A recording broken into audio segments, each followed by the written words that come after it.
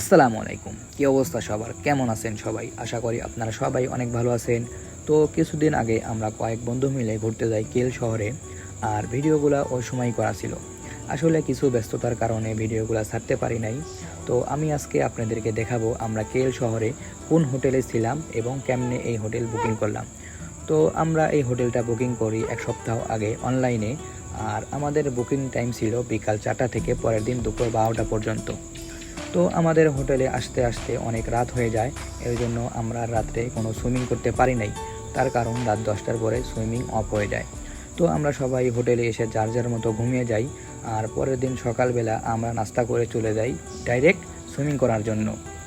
তো আমাদের থাকার রুম ছিল ৪৭ তলায় আর আমাদের সুইমিং ছিল ৫১ তলায়। তো আমরা উপরে আসার পরে দেখতেছিলাম যে অনেক মানুষ অলরেডি সুইমিং করতেছে। সবথেকে একটা আজব বিষয় হলো যে এই জায়গায় একটা বাংলাও আমার চোখে